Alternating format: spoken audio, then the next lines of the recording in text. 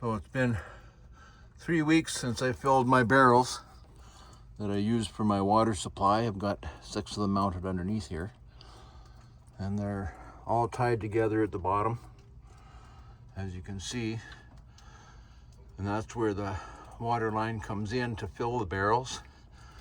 And of course, when you're putting something in, you got to take something out, so I have to vent them. So then there's vent lines mounted on the top plugs that lead to a vent outside. So when I'm filling up the barrels, when water comes out those vent lines, I know that they're full. That's my little water pump that I use to power up my water system through the winter time. Works surprisingly well. It works on 12 volts. It's designed to run in a recreational vehicle, and it provides showers and hot water and all that kind of stuff. So I've got it hooked up to a regular car battery, and then over there where that green light is, that's where the charger is, and it maintains the voltage in the battery. It's a really good system. So like I said, it's been 3 weeks since I filled these, and I'm kind of curious to see how much is left in them. I need to figure out a way to put a water gauge on these so I know where I'm at.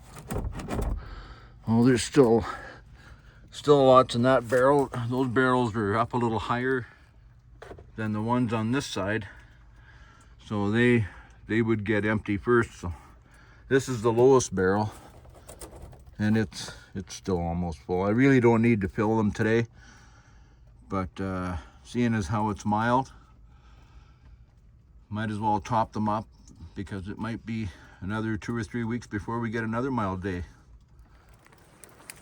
So I have 2 taps mounted on the outside.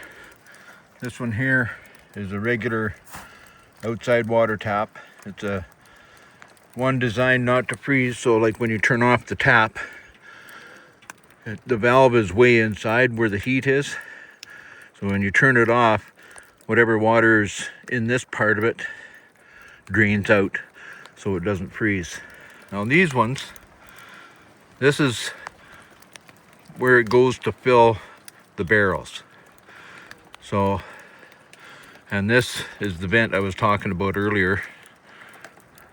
This vent is where the water comes out when the barrels are full.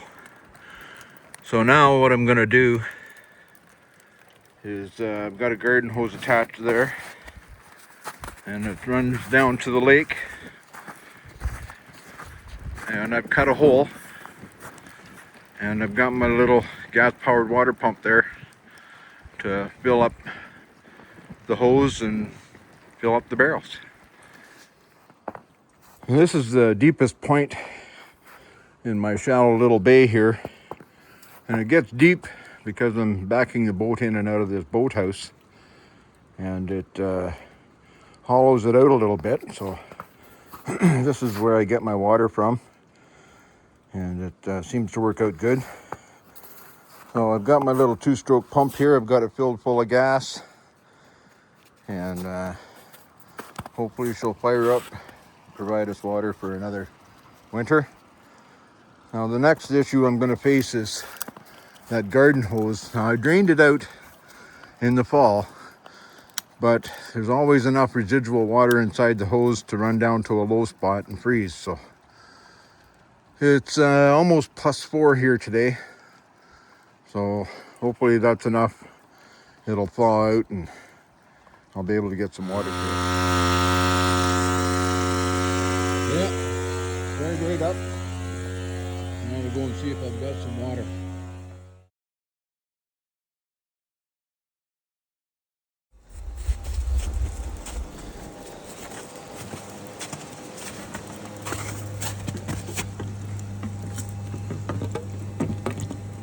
So it's going into the barrels. I can hear it gurgling. Maybe you can too.